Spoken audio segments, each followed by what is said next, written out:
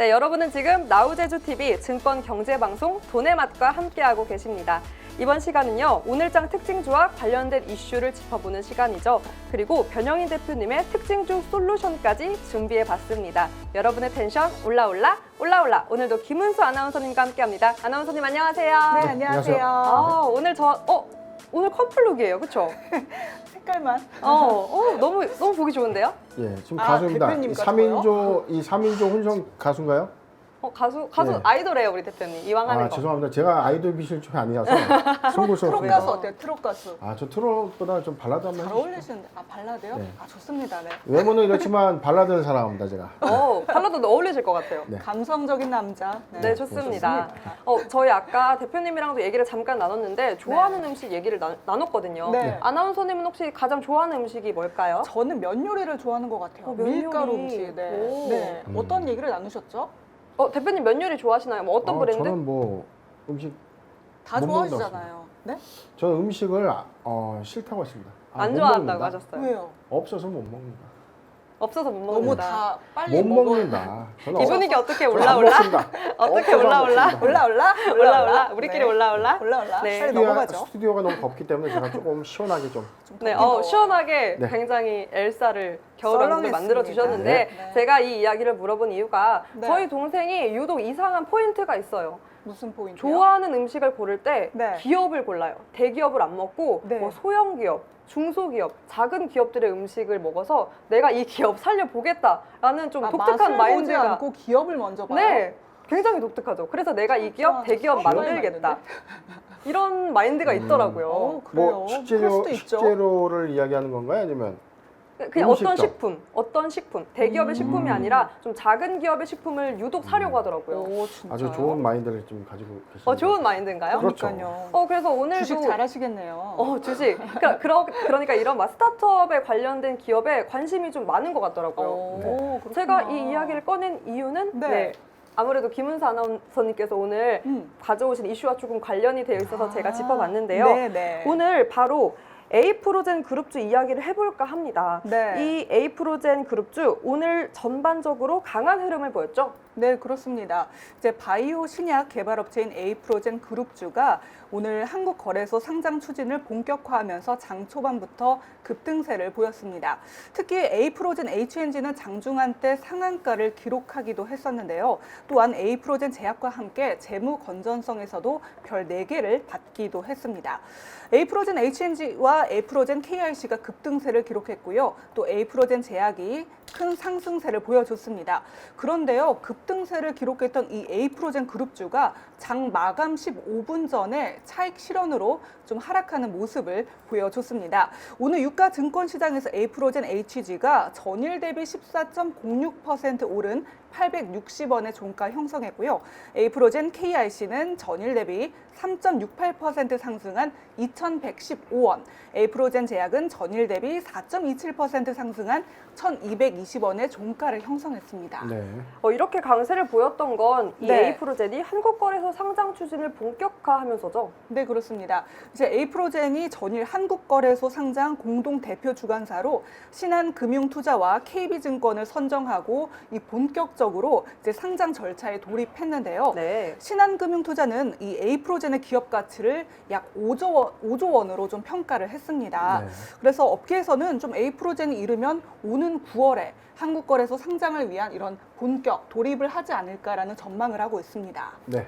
네, 이 에이프로젠이 국내 바이오 1호 유니콘 기업이라고 알고 있는데요. 그러니까 네. 저희 동생이 이런 걸 만들고 싶었나 봐요. 이렇게 유니콘 기업에 나도 보탬이 되고 싶다. 네. 이런 마음에서 그런 것 같았는데 네. 근데 여기서 한번 영스쿨, 변스쿨이 영스쿨로 바뀌었습니다. 영스쿨 제가 한번 돌아오도록 하겠습니다. 네. 잘 모르시는 분들을 위해서 대표님께서 이 유니콘 기업이 과연 무엇인가 한번 설명해 주실 수 있을까요? 우리 어릴 때 만화 많이 보면 네. 유니콘이라는 말 기억나신가요? 좀 좀 이쁘게 생긴 말인데 말에 뿔이 이렇게 있어요. 뿔이 이렇게 다녔어요. 네네네. 그렇죠? 머리에 뿔이 있네요? 네, 머리. 코에 뿔이 난 건 코뿔소죠? 죄송합니다. 코에 뿔이 나면 그렇죠. 피노키오 아닌가요? 코에 뿔이 난 걸 제가 좀 착각했는데 머리에 뿔이 달리고 네. 말이 조금 통통하면 좀 귀엽게 생긴 네, 날개도 있어요. 공주님들이 좀 타고 다니는 그런 네. 말이었는데 제가 탔죠. 자 이게 전설 뭐라고요? 속의 어떤 이 전설 속의 이 네. 동물이라고 불리는 유니콘이었죠. 네. 이 유니콘이 뭐냐면 네. 자, 우리가 이제 기업 가치를 기준으로 할 때 1조 원의 기업 가치를 갖고 있는 그리고 이제 창업된 지 10년 미만의 기업들. 네. 그러니까 회사를 설립하고 나서 10년이 채 안 됐는데 음. 이 외형 가치는 지금 회사의 기업 가치 1조가 넘는다는 거죠. 오. 그렇다는 거는 회사가 네. 무궁무진한 어떤 펀더멘털을 갖고 있거나 실적은 좀 논외로 하더라도 회사의 네. 외형 가치가 크다는 거는 네. 이런 회사가 왜 상장을 안 하고 있어? 좀 다소 의아하죠. 오. 자, 이런 기업을 유니콘 기업이라고 하는데 네. 지금 뿌리 하나 달린 이 전설의 동물을 상징하는 것처럼 네. 이 스타트업 기업이 막대한 성장성을 좀 갖고 있는데 네. 상장 직전에 있는 그런 기업들을 유니콘 기업이라고 좀 불리고 있습니다. 오. 좀 미국에서는 지금 뭐 이 기터브, 뭐 몽고DB, 슬랙, 에버노트 좀 생소하죠. 네, 다 생소하잖아요. 그런데 이제 우리나라 기업으로 좀 보면 야놀자, 아. 위메프, 그다음에 GP클럽, 무신사, 에이프로젠, 소카 등이 네. 한국의 대표적인 유니콘 기업입니다. 아, 근데 한 가지 더 알려드려야죠. 우리가 유니콘 기업이 있고 또 데카콘이라고 좀 들어보셨나요? 데카콘이요. 처음 들어보는데요. 데카콘은 이 뿔이 더 많아요. 네. 막 몇 개죠? 양쪽에 달렸나요? 뿔이 저는 아까 지금 대충 찾아봤는데 네. 뿔이 한 5개, 한 10개 정도 돼요. 뿔이 한 5개에서 어디에 달려 있죠? 큰 뿔이 하나 있고 네. 이렇게 조그맣게도 있고 막 이렇게 왕관처럼 좀 솟아있는 동물이 궁금하다. 있는데 데카콘. 네. 예, 데카콘은 유니콘 기업 가치가 1조 아닙니까? 맞습니다. 데카콘은 여기서 10조. 10배예요? 10년 이하의 기업이 오, 10조 이상의 10조. 외형 가치를 갖고 있는. 와. 자, 우리나라에 그런 기업은 없습니다. 자, 대표적인 미국의 어떤 기업은 우버가 있고요. 아, 에어비앤비, 그다음에 중국의 샤오미와 디디추 싱이라는 이 법인들이 여기 해당됩니다. 아, 그렇구나. 그러니까 이게 아직 미국이나 증시 상장을 크게는 하진 않았지만 네. 외형 가치가 크다는 것은 그만큼 이 회사는 안 할 이유가 없는데 네. 그렇지 않습니까? 네. 그런데 왜 비상장으로 남아 있을까 하는 의구심이 시간 문제 들죠. 아닌가요? 네. 그렇죠. 근데 이게 네. 저는 이런 관점이에요. 반드시 이 회사가 좋다고 해서 굳이 네. 상장을 해야 됩니까? 상장이라는 이 관점은 대주주 또는 주주의 이해관계적 측면에서 현금화를 할 수 있느냐. 네. 자, 내가 갖고 있는 보유 지분의 엑시트를 할 수 있느냐 없느냐 이 차이지. 네. 회사가 오히려 성장세를 좀 잘 가져가고 내가 많은 지분을 갖고 있다면 그냥 알짜배기로 외부의 투자 없이 자치적으로 조달 가능한 이 부분으로 네. 회사를 키울 수 있다면 굳이 상장에 어떤 메리트가 없기 때문에 아, 그렇게 그냥 알짜배기로서 이제 유지하는 그런 오. 기업들도 좀 많습니다. 그렇구나. 그렇다고 하면 네. 이 에어프로젠은 바이오시밀러와 바이오신약 개발로 하는 걸로 제가 알고 있는데 네. 생산 능력이 대단하다고 들었어요. 네, 맞습니다. 네, 저도 이제 좀 공부하면서 봤는데 에이프로젠 같은 경우가 셀트리온, 우리가 셀트리온은 많이들 네. 알고 있잖아요. 셀트리온과 삼성 바이오 에피스에 이어서 바이오시밀러를 개발한 국내 세 번째 기업이라고 합니다. 네. 그래서 에이프로젠 자산 총계가 지난해 말 기준 4,662억 원으로 이 바이오 업계에서도 상위권에 속하는데요. 업계는 이 에이프로젠의 기업 가치를 5조 원 넘게 좀 평가를 하고 있습니다. 그래서 바이오시밀러를 생산하는 오송 공장의 경우 현재 이 생산 능력이 2,500kg이고요. 오. 또 전 세계 바이오시밀러 생산 기업 중에서 또 5위 안에 드는 규모지만 앞으로 생산 능력을 여기서 1.5배 더 늘려나갈 예정이라고 합니다. 네. 그리고 아까 대표님께서 짚어주신 것처럼 저도 네. 지금 조금 의아한 점이 드는데 네. 이렇게 기업 가치가 충분한 그룹사들은 상장되어 있는데 네. 이 에이프로젠이 상장되어 있지 않는다는 게 저는 조금 의아하네요. 맞아요. 저도 좀 의아했거든요. 네. 근데 이제 에이프로젠 같은 경우는 계속 이제 기업의 가치를 키워왔고 네. 2016년도에 이제 코스닥 입성에 실패한 후에 4년 넘게 계속 우여곡절을 좀 겪은 기업입니다. 네, 그래서 좀 앞서 2020년 지난해 4월에는 이 주식 상장을 통해서 좀 기업의 가치를 극대화하기 위해서 에이프로젠 KRC와 에이프로젠 HNG와의 3사 합병을 추진했지만 또 그 문턱을 넘지 못하고 말았습니다. 그 이유를 좀 살펴봤어요. 더니 네. 이제 금감원이 좀 기업의 가치 산정 문제에 있어서 좀 문제를 제기했고 이를 좀 받아들임으로써 좀 상장에 좀 실패를 했다. 좀 이렇게 얘기가 나오고 있더라고요. 그런데 제가 듣기로는 다시 네. 상장을 추진하는데 나스닥 상장을 추진한다는 이야기가 들리더라고요. 네. 이 거래소 상장을 추진하는 이유는 혹시 뭘까요, 아나운서님? 네, 이제 코스피 직상장을 좀 추진하는 이유가 이 오송 공장의 증설과 또 주력 주력 바이오시밀러의 임상 진입을 앞에 두고 좀 대규모 자금 조달이 좀 필요하기 때문입니다. 아직 좀 자금이 좀 부족한 상태인데요. 그래서 또 나스닥에 상장하려면 좀 준비 기간이 더 필요한 상황이고요. 그래서 이 방향을 좀 틀었다는 설명이 나오고 있습니다. 그래서 계속해서 좀 상장을 검토한다는 얘기가 나오고 있네요. 그렇다고 하면 계속 이 검토하는 이유가 아무래도 미국 시장이 매력적인 이유이기 때문일까요? 네, 그렇습니다. 아무래도 이 글로벌 제약의 최강국은 미국 미국이죠. 아니겠습니까? 맞습니다. 네. 그래서 이제 그렇게 노력을 하는 건데요. 이 미국이 의약품 시장 규모가 약 571조 원에 이른다고 합니다. 세계 의약품 시장의 약 40%나 좀 차지하는데요. 굉장히 높은 비중이죠. 그래서 결국 좀 미국 시장을 좀 진입을 성공을 해야 이런 제약회사에서도 조금 더 자리 잡지 않을까, 좀 이런 전망이 계속되고 있는 거죠. 저희도 더 네. 열심히 해서 진출해봐요, 대표님.